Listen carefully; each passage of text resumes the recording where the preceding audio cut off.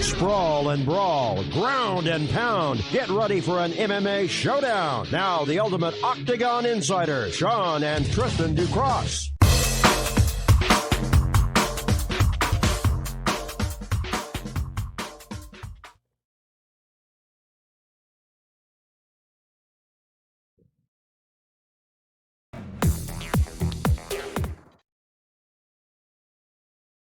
What is up, everybody? We are the Ducross Brothers Sports Warriors. I'm Tristan Ducross. Along my side, as always, is my partner in crime, the one and only Tristan Ducross, Sean Ducross, Ducross Brothers, right here on Sportscaster. Cross the line. Thank you for everybody that's tuning in to us tonight, this fine evening. So, Sean, let's start off with a huge bang real quick, right? Because of what we're hearing about the rumors of a massive fight. I mean, we possibly talking about a Jorge Masvidal versus Nate Diaz too. When you're talking about those two guys, Tristan, I'm always skeptical. And that was one thing that I was getting ready for the show was, as you can see in our headline of the topics that we're going to talk about, Brock Lesnar, UFC talk, fake news. This is one of the fake news topics. Yes, I know that they're talking about, this fight could potentially take place early January. But it's like, is it really going to take place in early January? That's my biggest question, because if we don't hear the talks escalate and they're just talks, then how are we supposed to take this seriously? That's where my head's at right now. Is like, everybody's like, Jorge Masvidal, Nate Diaz too for the BMF title, early January. And then I was like, let's just hold up. Let's just wait a minute. Let's let this simmer for a day or so. Let's let this marinate. And let's hold our breath a little bit. Because, Tristan, I'm not sold. See, when I first heard that this was a possibility, right? Not just about the date. I was thinking about what can you do with Jorge Masvidal? What can you do with Nate Diaz, right? Yep. And I'm thinking that, the issues that Jorge Masvidal had with Leon Edwards could have been a good fight, right? Yeah. But does it really make sense if you think about it? Think about it. It doesn't strike my fancy. It doesn't tickle my fancy. Does an Usman 2 carry a lot of weight after you saw that kind of fight no. Nate Diaz is a guy that a stylistic matchup between the two, there's potential fireworks for either pure dominance by one or pure dominance by another, right? You are going to get an exciting fight from both competitors. Either it's going to be one-sided or it's going to be an absolute war between the both of them. So, and I don't see Nate Diaz fighting anybody outside of either Jorge Masvidal or Conor McGregor. So I think that both these fighters right now are kind of pigeonholed into what they are what they're able to do right now. Yeah, I can kind of see that. But then again, that's what happens when you get a guy like Jorge Masvidal, who finally talked himself into a big fight, put himself on a pedestal higher than himself probably was anticipating, and then he gets beat for taking on a fight that he probably shouldn't have.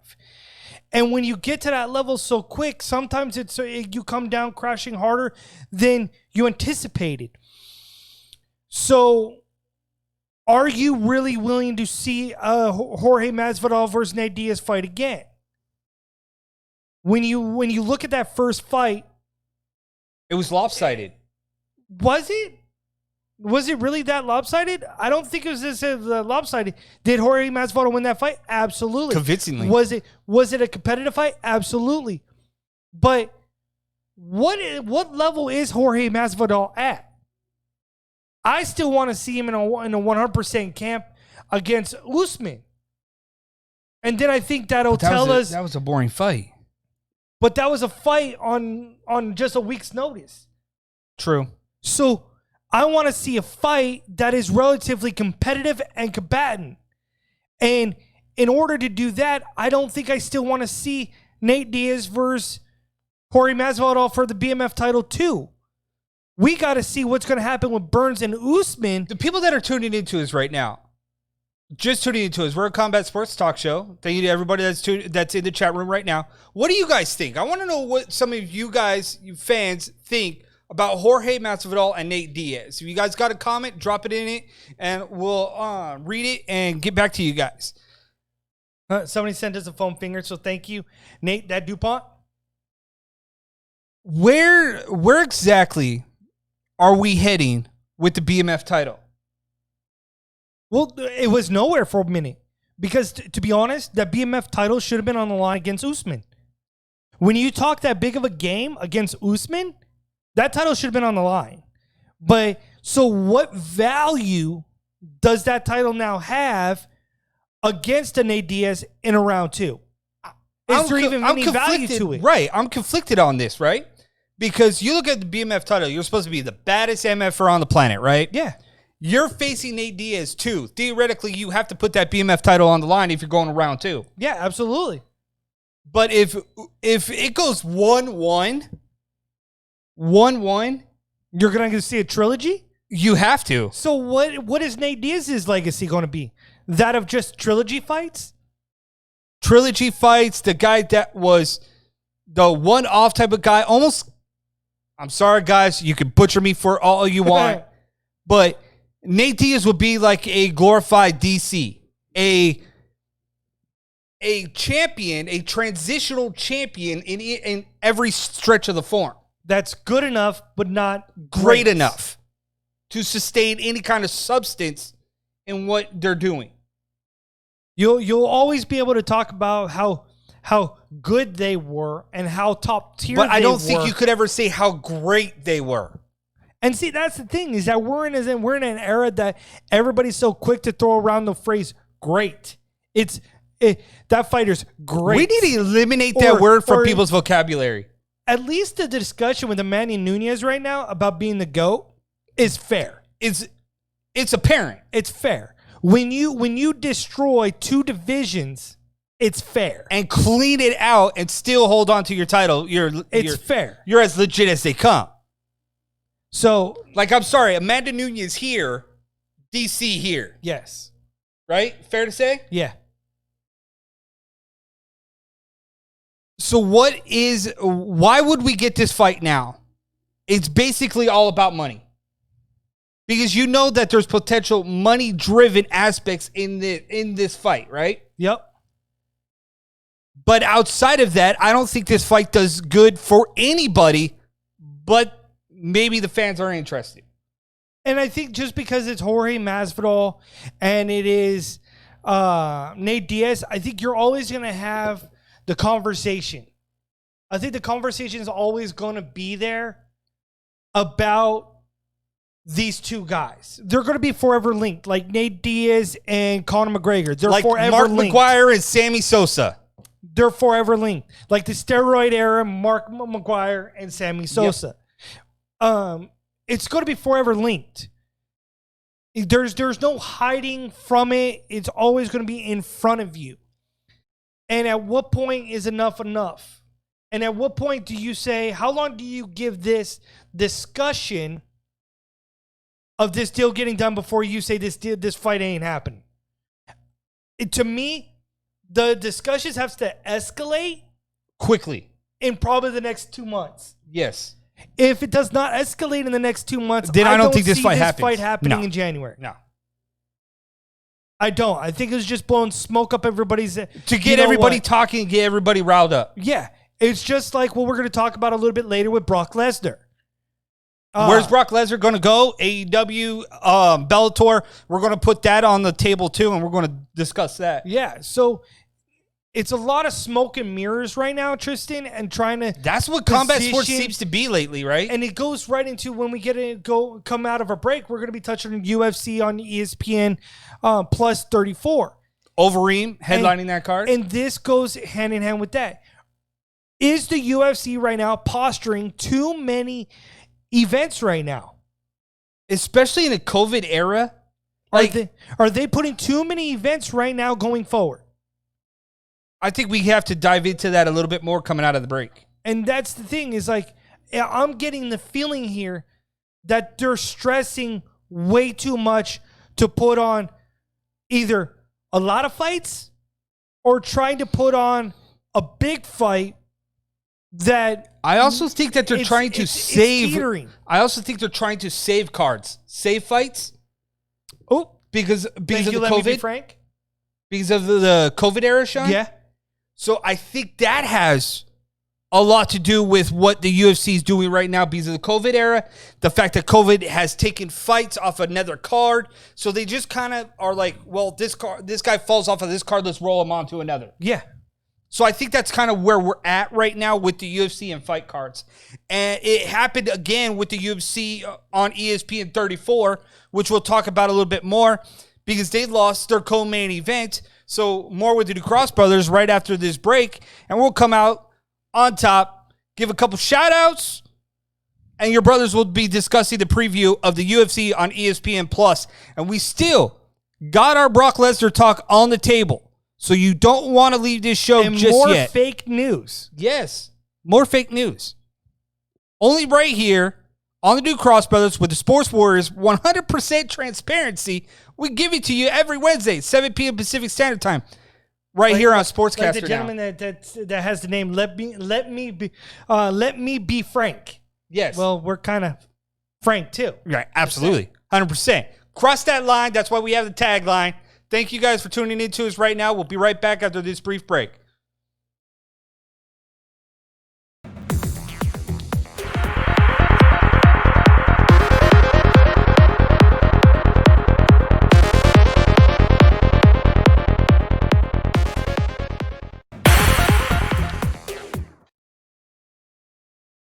We are the Ducross Brothers right here on sportscaster.com Wednesdays at 7 p.m.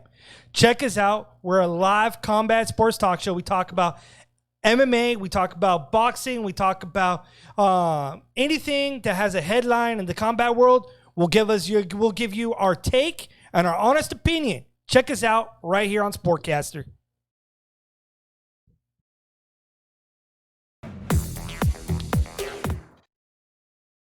Welcome back to the Ducross Brothers Sports Warriors with your boys, Sean and Tristan Ducross, a.k.a. the Ducross Brothers.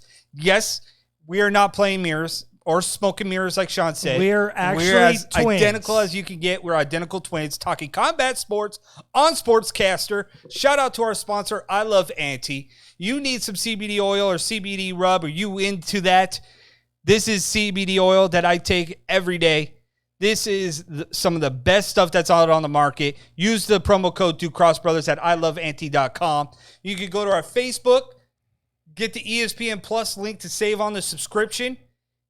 Amazing app. You can see this fight on UFC, ESPN Plus 34. It's going to be a good card in theory, but we're going to preview that right now. Tell you why you should or should not get it. So, Sean, UFC on ESPN Plus 34, or what I would like to call UFC Fight Night 179. Or what is it? I think somewhere I saw like it was UFC on ESPN 14 or something like that. It was some weird thing. And it's like, can we just stick to one set of numbers instead of, oh, it was like UFC in the Apex Center 14 or something like that? Right. Can we just keep it to what it is? Shout out It was just like the horrific thing about Fight Island. Right. Let's label this Fight Island 1 when it was actually Fight Island 2. It was really ridiculous. So we're at UFC on ESPN Plus 34. AKA UFC Fight Night 179. Headline by Alistair Overeem and Augusto Sayaki. All right. So that's about all I have. Right? Because Ovince St. Prue's fight has been pulled off the card because he's tested positive for COVID. So he's off the card. So you don't have a whole lot of bite or substance to this card. Yeah. I'm happy that it's a fight night because it means it's free. Yeah. I'm happy that Overeem's on this card because I'm still a fan of Overeem, even though his chinny chin is suspect. It's still on paper, this main event is still a good fight. Because I don't believe that Alistair Overeem is even in the conversation for a title. Winning this fight doesn't catapult him into that title contention. I don't think. Not yet, at least. I'm not necessarily sure he is still up there in that talk. But I do think that if Sayaki wins, that is how you say his name, right? Sake. I probably should have done it a little bit deeper in that one. But go ahead, Sean. Both guys, you got a name and you got an up-and-comer. Stylistically matchup, they're good. I love this matchup. A win over Alistair Overeem, I think, gives you that one next step to a title talk, like mention. I believe that you might be like 3 or 4 fights away from actually making this a title fight for him. So it's going to be interesting because my question for Alistair Overeem is, bro, did you work on your cardio for this fight? Did you? Because as he's gotten older, Alistair Overeem seems to be getting tired a lot quicker than anything else. Augusto Sakai. Sakai. See, so I was right. It's Sakai. So Sakai, Sean, has a better gas tank. Probably a little bit more ground game-ish. I don't know what to expect from Alistair Overeem when I'm thinking about this guy being a perennial heavyweight all-star, right? Okay, so you're talking about Overeem, and check this out, okay? The guy has been around for over a decade. He's got fights upon fights upon fights upon fights. Sakai is an interesting cat. Because you're looking at two guys who are perennial strikers. Oh, yeah. Two guys that are going to go for the fences. You talk about Sakai having the gas tank. Yes. I'll give you that. You talk about Overeem. Overeem has seemingly slightly righted the ship a little bit. So but the downside of this is that he's coming back 4 months after knocking out Walt Harris. 4 months. Yeah, I get he's won his last 3 out of his 4 fights. But let me be perfectly clear with this. We're talking about all Overeem. Overeem has suffered 14 knockouts. 14. And a lot of them has come towards the tail end of his career at 40. Sakai has 11 knockouts. Big striker. His knockouts have seemingly come in the early rounds. So you look at this fight. Sakai has won 5 in a row. His only setback was a split decision to Czech Congo at Bellator. And that's when even Czech that was Congo just used his weight. Right.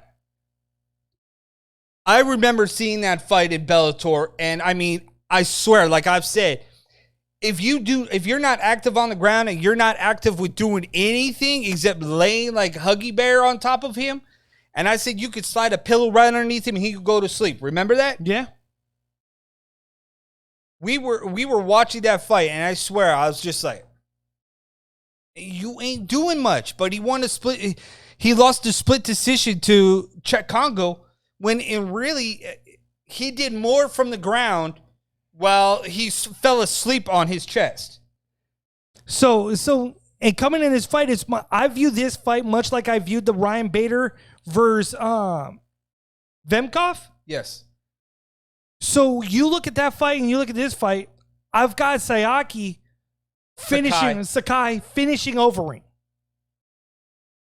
And I keep saying Sayaki because I got Sonny Sayaki in my head. Wow, I haven't heard Sonny Siaki's name in a long time. Right? So it's funny that when you get these guys, the names that are too different in two different like regions of where they're from, it's like in one area you say it this way, in one place you say it this way. It's really, really one of those things that sometimes can catch you off guard. Yeah, and you think that Overeem's chin can handle a big striker like Sakai? I don't think this time. I really don't. Because even during the Walt Harris fight, Sean, he was dropped. And that and fight... it's Nemkov. Huh? Nemkov instead No. of Nemkov. No. Ryan Bader Not lost talking about Ryan Bader. No, but that's who I just said. Yes, I know, but that's not what I'm talking about. I'm saying that if Sakai hits Overeem right on the chin, No, it won't be like Walt Harris. Like when he finished Walt Harris, it won't be like that. This time, Sakai will finish the job, and there will be no help from the referee to keep this fight going. And I agree. I was just correcting myself a few minutes ago when I was comparing Ryan Bader and Nemkov. Okay. That's what I was saying. But you said Nemkov. No, I said Vemkov. I'm sorry. Oh. Nemkov. Either way, I think that you're going to see a new kind of star in the making from Sakai.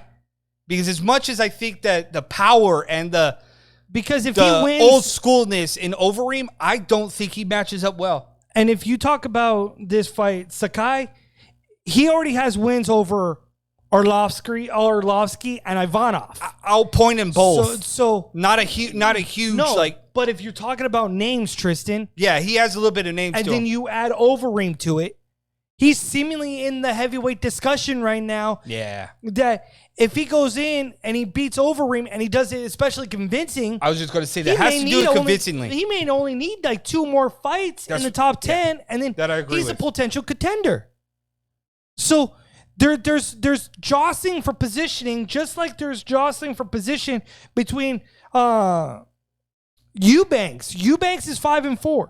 She's fighting what people may not necessarily classify as a step up, but Carol Rosa, who's 13-3. Is it just me, or is when you think of about Eubanks, right? Yeah. Is it just me, or is like this girl has so much potential, and yet she has had some of the worst luck humanly imaginable? Whether it was weight cuts, whether it was injuries, it just seems like the timing was never on her side. No, because she has a 5-4 record, and I swear her talent alone, she should be better than a 5-4 record. Yeah, but all signs point that Rosa is going to beat Eubanks.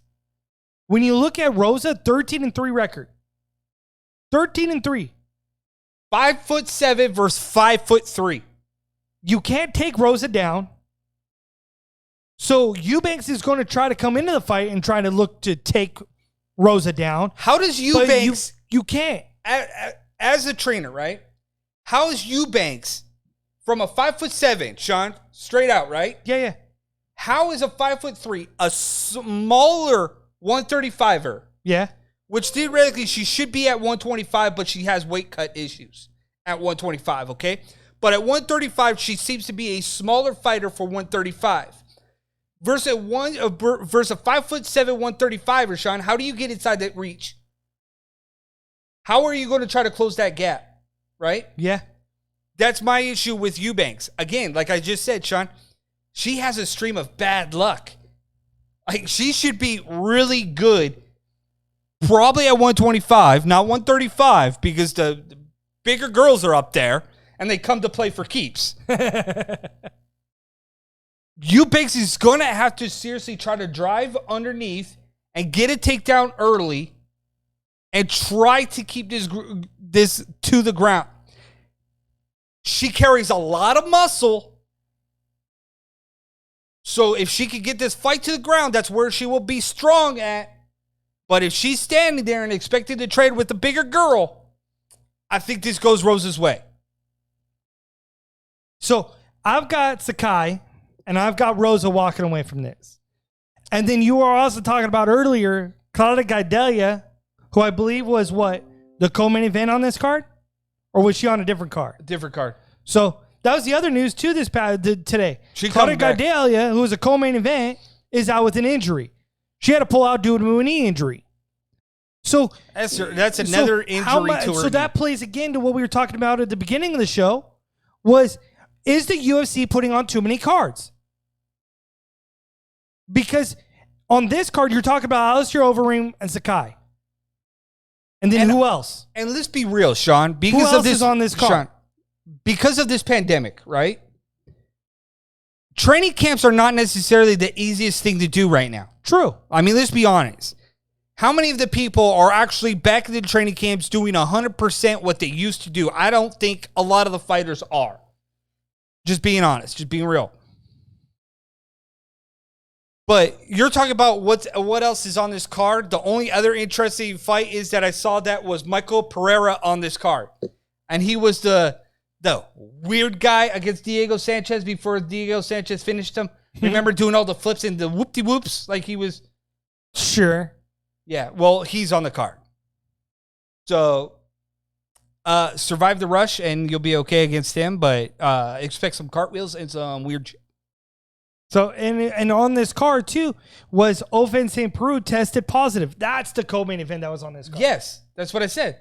The co-main event was literally ripped. If you still had Ovince St. Preux, I'd say, wow, this is a decent-looking card. Nope. COVID takes another fighter. See, and then you put this on ESPN Plus, and it's just like, why? Just put it on free TV. Like, yeah, it should be on free TV. At one point, it's like, if you got one headline, it is what it is. Let's move on. This is very true. It's one of those things that leaves you scratching your head about why are we even watching one fight where we have to pay for a streaming platform to get it. But they can go to the Ducross Bros Facebook and get the link in our subscription and save a little bit of money on it. I mean, I'm just saying. Yeah, I mean, you could. At least to pay for this fight. I mean, I get it at a discount. It won't hurt. So I guess it remains to be seen. But we're going to go into a break, and then we'll be right back with some other little tidbits of more fake news, because that seems to be the theme today. More fake news. Brock Lesnar still to come up. What's real? What's reality? With your Ducross brothers. Sean and Tristan Ducross, cross that line. Thank you to everybody that's tuning in to the chat room. Drop us a link. Hit that donate button. Show your love. Keep this stream going.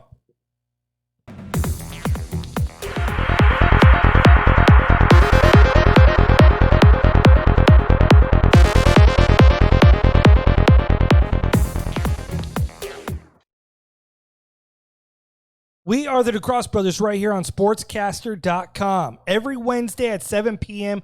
Pacific Standard Time. We are a live combat sports talk show right here, live every Wednesday night. We talk about MMA, boxing, you name it. If it's a headline in the combat world, your boys are going to have a take on it.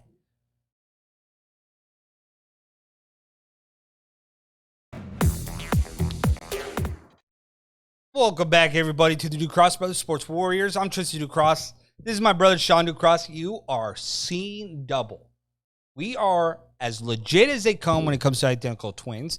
We are a combat sports talk show live every Wednesday, 7 p.m. Pacific Standard Time, right here on Sportscaster. So thank you to everybody that's tuning in to us, that has donated to us. Appreciate the love and respect that you guys are showing to us. Shout outs to St. Benjamin, not that DuPont, and let me be frank. Thank you, guys. So go ahead, continue to hit that donate button, and you guys pass us the popcorn, and you get some shout-outs on the show live right here with your boys. Sean and Ducross, you guys are crossing that line. Thank you, guys. Much love and respect. Just don't be afraid. Right? Get in this chat room. Let's talk. We don't bite. I Love Auntie. Shout out to our sponsor, iloveauntie.com. For all your CBD needs, use promo code DucrossBros. Save 10% off your order. If you got some aches and pains, go ahead and try their muscle rub, because that's what I use, and it's amazing. We need to get that on camera too. But I think I'm out. Are you? I think I'm finally out. We got to get more then. Absolutely. But at least we got the CBD drops right here. He enjoys them. Oh, and shout out to Legacy Parenting Survival Wear for my brother. You got 2 kids, right? Yeah. Right. You say that like I don't have 2 kids. Well, you should stand up and show yours. No, you're right there. You're better in the camera view. Why are you shy behind the camera? Since when? No, because I just don't want to stand up and get my head cut off. Duck a little bit and be like, Nah, I'm good. show the shirt. Show the shirt. There. Is that better? No, I still can't see you. Yeah, see, that's a you problem, not a me problem. All right, but talk about a problem, a potential problem, maybe even a colossal problem. Brock Lesnar.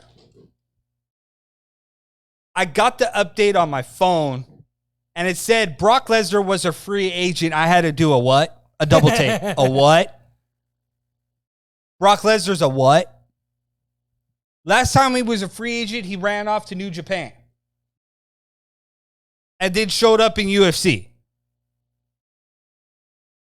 Now, probably the single biggest draw, no pun intended, the biggest draw in combat sports, whether you like them or you don't, the biggest draw in professional wrestling is a freaking free agent.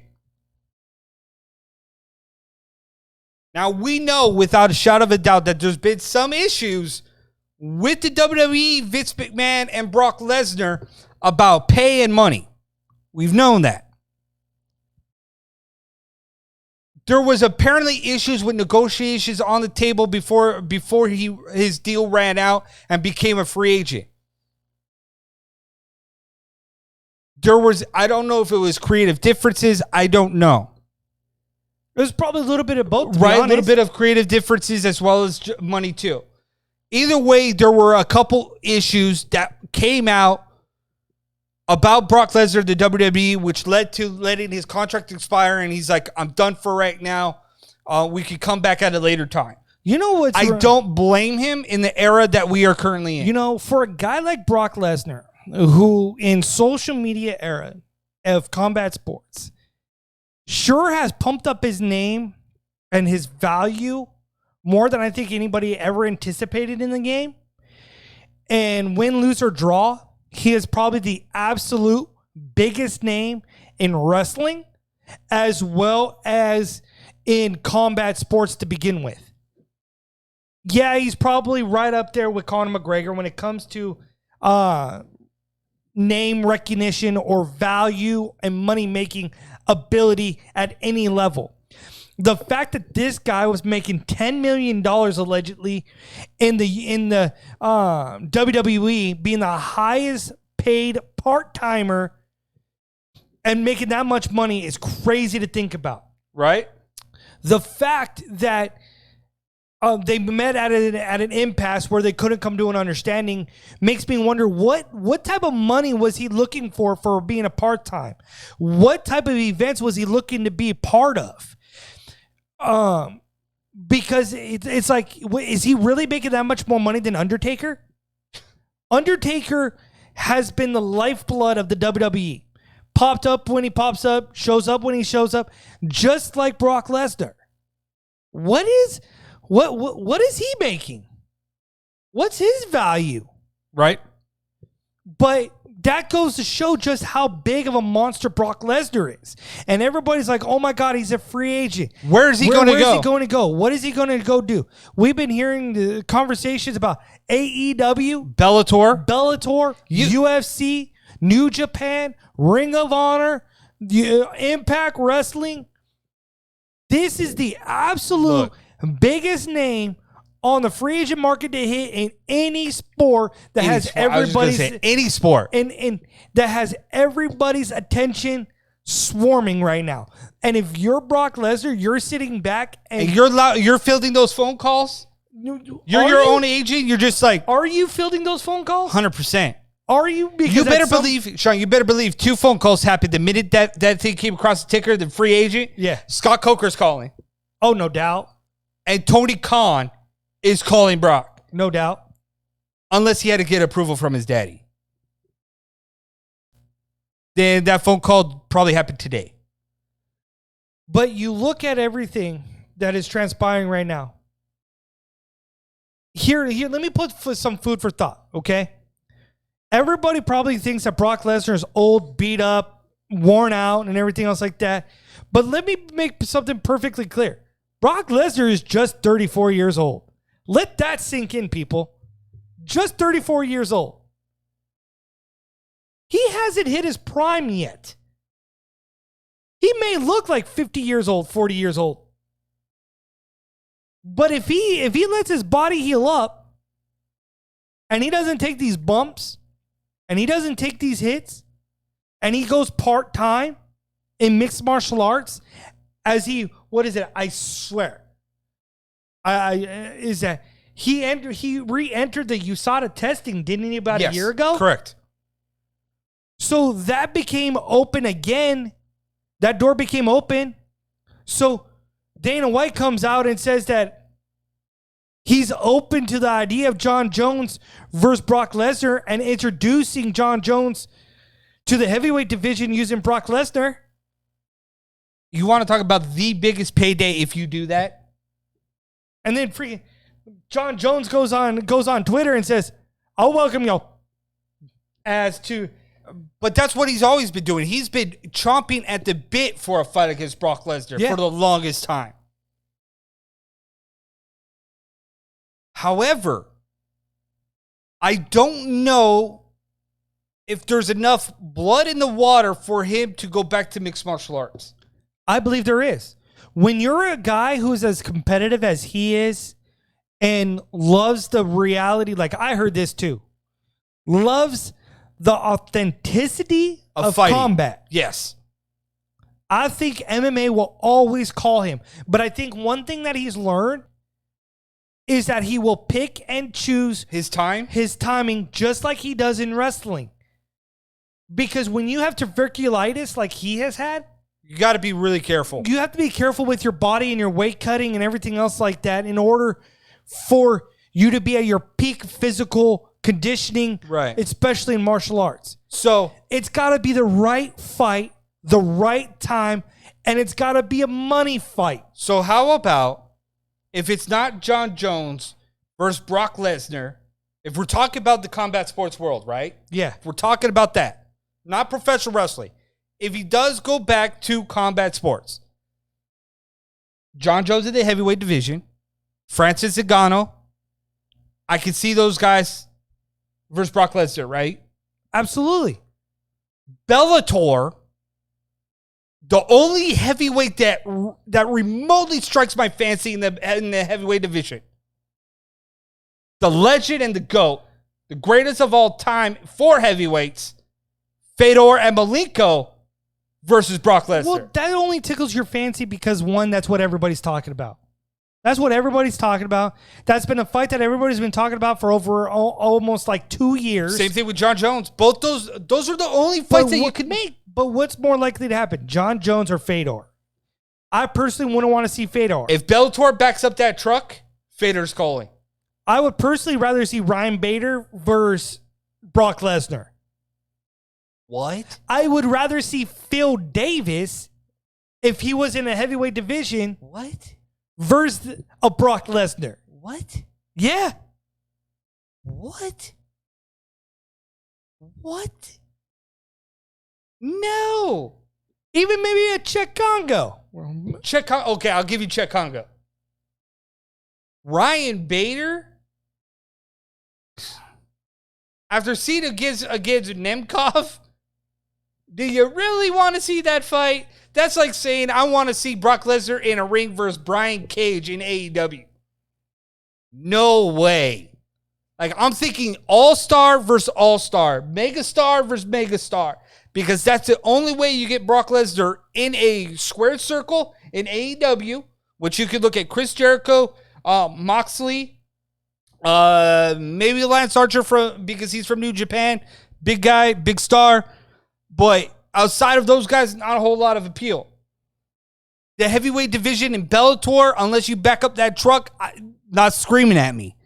UFC heavyweight division has my interest a little bit, just because you have potential of John Jones coming up.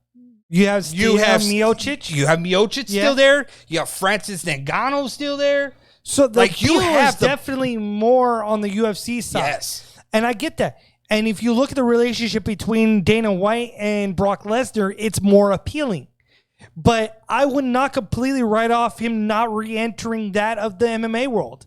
No, he's coming. I honestly believe in my heart of hearts, he's coming to an MMA ring near you. If he can, or cage. If the opportunity is there for one fight to make boatloads of money, he's going to do it. If he's going to be there to set a record of some sort, he's going to do it. Yeah. Anytime he can line his pockets with money on his own dime, oh, dude, he's all for it. There's just got to be something there for Brock Lesnar. I think it'll be the UFC, and I think... Is it just me, or is he like the best businessman to ever do this game? But yeah, he's the most silent guy, I think, like you've seen over the past several years. He's this big star. Yeah. Like, he doesn't have a huge social presence.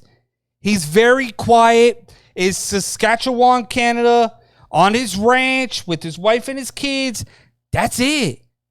Like, this guy is probably as humble as they can get, mild-mannered, and knows exactly what his worth is, and you ain't going to play him. That's Brock Lesnar in a nutshell, right? When you look at presence, I guess. But when you put a mic in front of his face in a UFC cage, we've seen that he's super disrespectful.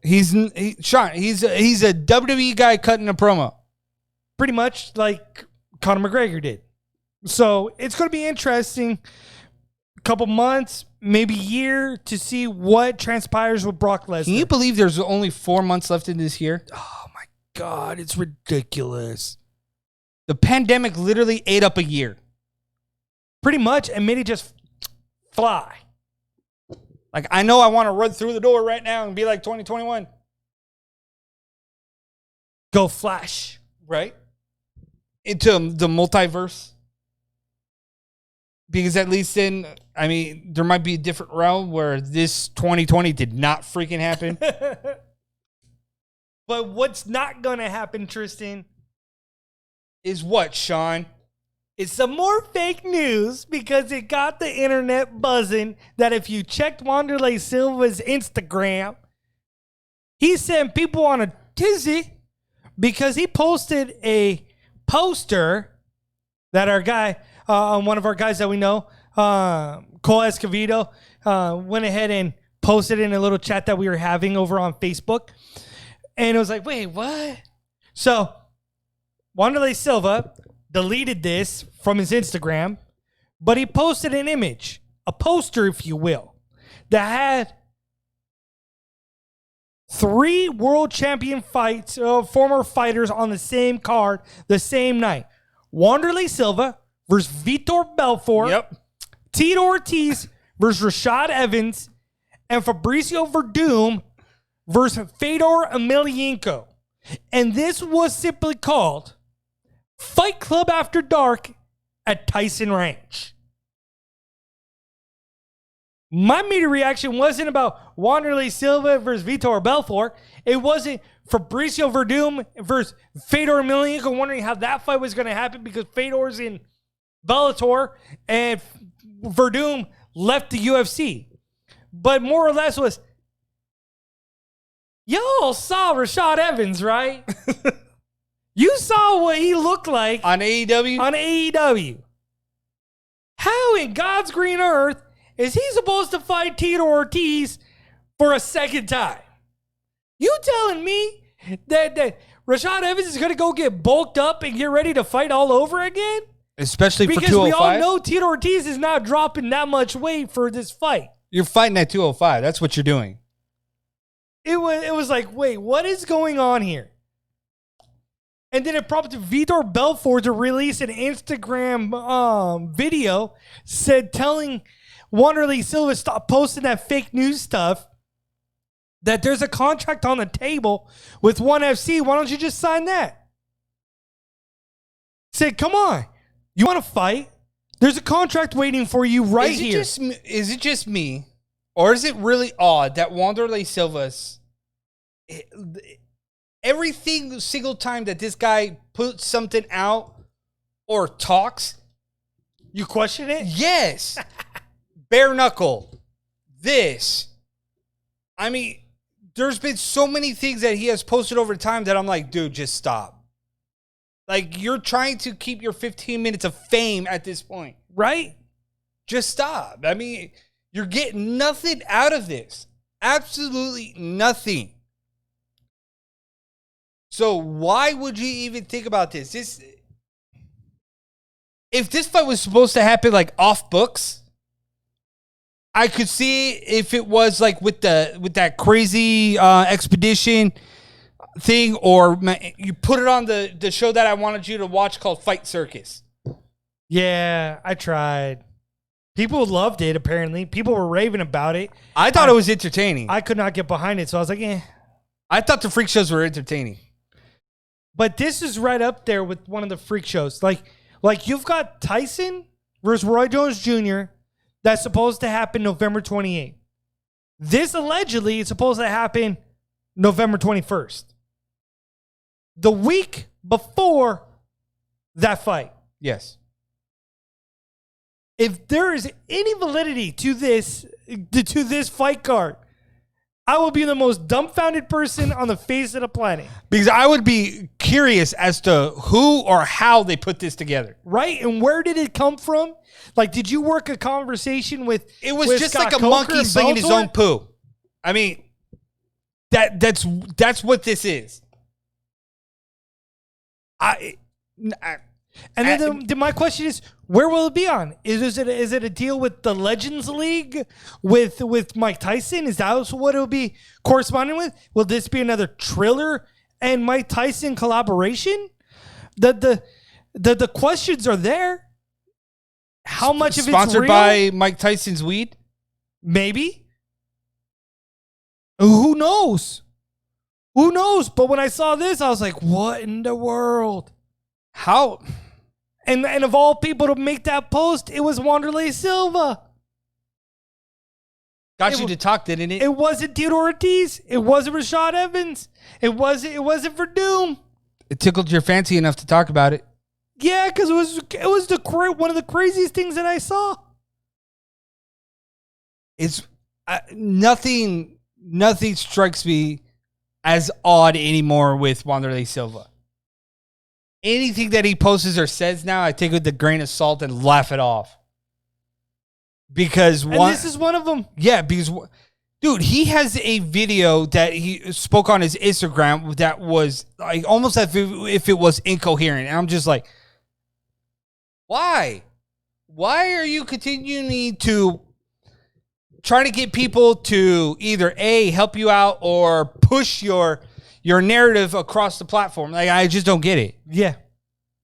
Like, if you want to fight that bad, trust me, there's plenty enough contracts on the table from people that have literally tried to get you to fight for their cards. And you have every step of the way pushed that paper back to them. For whatever reason, that's what he's done. He's had contracts on the table in Bellator. Pushes it away. Contracts on the table by Bare Knuckle. Pushes it away. And now he apparently has one with ONE FC, and he's pushing it away. See? I don't understand what he is trying to accomplish. I don't. I don't get it either, because how can you have that big of a wrong wording here, a bully presence on social media, but you're doing nothing to combat it? Right. You're doing nothing. You're talking, and you're trying to get people to bite and turn it into clickbait or fake news. But yet nobody is being fooled by this anymore, because it's become like where the person cried wolf. Right? How many times are you going to say you want to fight, you want this and that, the other, but you're not bringing anything to the table, Sean? What are you doing? You have to be able to be willing to step to the table, put your pen to paper, sign a contract, show up to fight. Absolutely. You have one already against Vitor Belfort at 1 FC, and you haven't signed it yet. But you want to talk about a freak circus show on Tyson Ranch that's fake. So how does that even make sense? I don't know. It's just like if you ask people right now in the MMA world, does the Amanda Nunes versus Megan Anderson announcement make sense? Because if you ask Joe Rogan put Megan Anderson on blast and said, absolutely not. She has no talent to be taking on Amanda Nunes. Who's left in that division?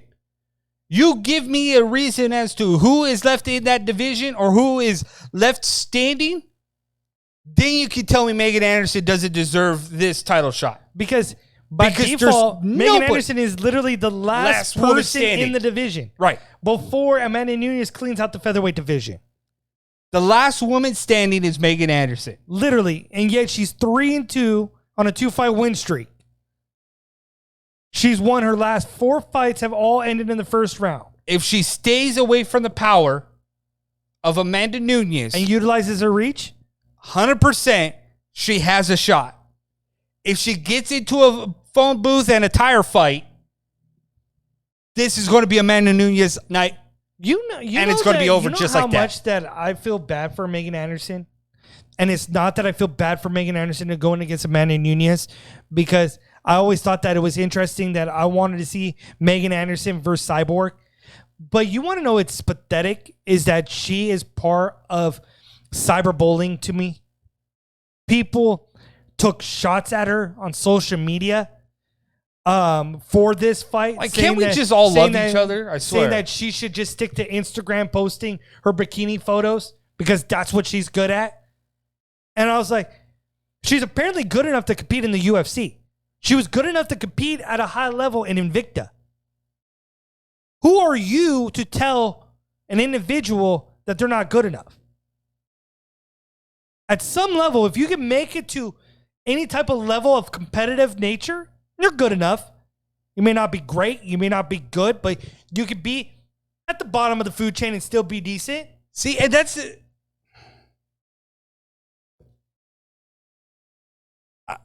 I'm going to say something because something you brought up was about Joe Rogan, right? I'm going to say something real quick, just for everybody. As journalists, we are the pillars and the people that will comment and give you the factual information and 100% give you transparent and talk to you guys about what's going on in combat sports world. We are going to be straightforward. We are not pro one side. We are not straight down the middle. When you're looking at DC and like Errol Hawani's show, DC's not a real journalist, okay? He is a paid employee by the UFC, so he's going to be partial towards UFC. I've heard Anthony Smith, he's a UFC fighter, I right? like Anthony Smith. Okay, though. but I love the way that he he's talks. pro UFC. So Yes when I'm listening to these other shows, right, Sean? You're never going to get a 100% authentic, transparent answer from any one of those guys. True.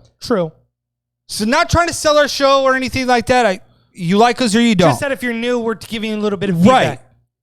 But for a journalist to say that about somebody, I think is wrong, because everybody in the UFC that has fought or gotten to this point, the only thing you will ever hear from us is that we will pick apart their fight game, dissect their fight tape, what we see and how we see it. We will dissect a post, a article, a stuff like that, or something that we hear on our end. We will give you our honest opinion. We will not drag you down or say something that you're a horrible fighter. Unless you put it out there for the masses. Right. Unless you say it and it's okay, then I'll be like, dude, this guy's one of the worst fighters ever. Or if you're a tomato can, we'll let you know you're a tomato can. Yeah, we'll let you know you're a tomato can. If you put something out there that is suspect on the social media game, and we think it's either horrible on some front, we'll call you out for it. It is what it is. But to me, as a journalist, we got to be 100% straight down the middle. We don't pick sides or anything like that. You can't do that in the media world. True. We were always told, don't be homers. don't be homers. So if you are a LA Angel fan or a Padre fan or whatever, and you are on the radio discussing said topic, you can't be pro one and show your fanboyism and expect it to be okay. You're not going to get that from us. You're not. Because that is not who we are. And I don't think that these other shows should do that. Correct. So it'll be interesting to see how Manny Nunes versus Megan Anderson transpires here. Signed up for UFC 256. Sorry, that was my December little 12th. rant. I just had to. Completely went off sidetrack. I just had to. You mentioned Joe Rogan, and it just triggered a Tristan rant for a second. And I'm sorry, but you hit that Joe Rogan thing, and I just immediately was like, see, I can't. I can't say that you're... How can you say you're a horrible fighter if you're in the UFC and you're fighting at a high level? I don't get it. I don't get it. Sorry, continue. There's nothing really to continue about because you just sliced my legs out from underneath me about the Manny Nunes versus Megan Anderson fight to go on a rant about Joe Rogan. Go back to Amanda Nunes. We can now. Why not? Because the show's just about over. You got another topic? All Out is this weekend. Are we going to get a new world champion? I hope to God we do. I hope MJF walks out of All Out as the new AEW world champion. Because that guy just, the way that he talks. He is an old school wrestler in a young kid's body. And I want to see what he can do. Put the strap on him and see what he could do by running that company on his shoulders. And if he wins, I just wish it was with an audience, a bigger audience than 200 people. Right. It's definitely going to be interesting at All Out because I'm also curious to see is there going to be any surprises? Well, because there seems to be always a surprise on a pay-per-view. But we do, I guess you could say the one that, spoiler alert, is we're going to see FTR defeat, finally ending the relationship between Hangman Page and Kenny Omega. Is it just me, or is it writing on the wall that I think Hangman Page is going to cost them the tag team titles? And then join with FTR? Yeah. I think the writing's on the wall for that. I don't think it's going to be Omega that's going to turn on Hangman. I think it's Hangman that's going to turn, as we just saw with the Young Bucks. He turned on the Young Bucks. So I think that's where that's going to go. Thunder Rosa versus Sheeta. That's going to be a good fight. That's going to be a good fight. It's interesting how AEW is advertising Thunder Rosa as the NWA Women's World Champion. I like that because they're having a working relationship right now with NWA. So it would be really interesting that if all of a sudden we got Nick Aldis crossing over into AEW with the 10 pounds of gold. Now that would be interesting. Yeah, but how would that all work? Don't know. So there's a lot of stuff that could play out at All Out. And it's going to be September 5th. It's going to be cool. I'm interested to see it. It's going to be cool. There's got to be an end here at some point for a lot of the storylines. We got to see a conclusion of Jericho versus Orange Cassidy and the Mimosa Mayhem. Somebody's getting thrown into champagne and orange juice. Did you see that Chris Jericho recently came to an agreement with the WWE that WWE keeps Y2J and they keep the Money in the Bank, but he gets the Lionheart and Chris Jericho name? Yep. I think that's smart. I really do. It's interesting. Those are what he is synonymous with. He was always the Lionheart, Chris Jericho. Could you imagine if he won and kept Money in the Bank as the name? Then he could have brought Money in the Bank to AEW. Yes. And WWE couldn't do anything about that. That would have been ridiculous. Leave it to Chris Jericho. right? Creator of a lot. And gets very little credit sometimes. But we're the Ducross Brothers, the Sports Warriors. Go ahead, click that donate button. Show your love to the Ducross Brothers. Appreciate the love Get a and shout respect. out, donate, get a shout out on the show. Yep. In the meantime, we are signing off for this evening. Thank you to everybody that tuned into us live right here on Sportscaster. Until next time, we do this every Wednesday at 7 p.m. Pacific Standard Time. Tristan Ducross, Sean Ducross, the Ducross Brothers, Sports Warriors. Our Cross website that line. is ducrossbrothers.com. Yep. I love Auntie for the sponsorship. Appreciate it. CBD needs, check them out. Use promo code DucrossBros at iloveauntie.com. Go to facebook.com/The Ducross Bros and save on the description for ESPN Plus.